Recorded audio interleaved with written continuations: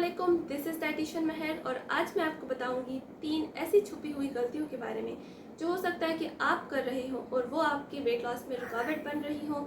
लेकिन उससे पहले प्लीज़ चैनल को सब्सक्राइब करके बेल आइकन को दबा दीजिएगा। तो चलिए शुरू करते हैं।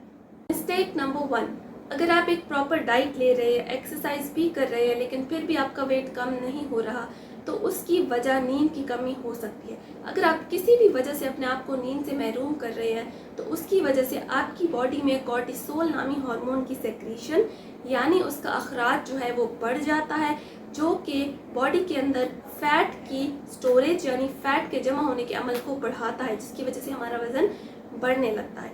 और साथ ही नींद की कमी की वजह से कुछ और हार्मोन्स जो कि हमारे हंगर लेवल्स को कंट्रोल करते हैं यानी हमारी भूख को कंट्रोल करते हैं, उनकी जो अमाउंट है, क्वांटिटी, उनकी सेक्रेशन भी हमारी बॉडी में बढ़ जाती है, जिसकी वजह से हमें भूख ज़्यादा लगने लगती है, हम ज़्यादा खाना खाने लगते हैं, हमारी क्रेविंग्स भी बढ़ जाती हैं और हमारा वज़न बढ़ने लगता है। नंबर 2, पानी की कमी।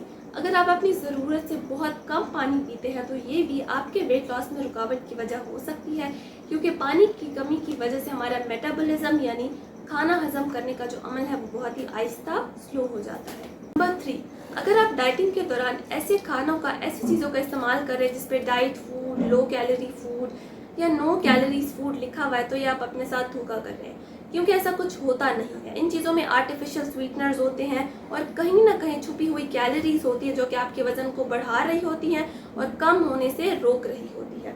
वीडियो अच्छी लगी तो प्लीज़ लाइक शेयर सब्सक्राइब करके बेल आइकन को दबा दीजिएगा। मैं मिलती हूँ इंशाल्लाह नेक्स्ट वीडियो में। टिल देन अल्लाह हाफिज़।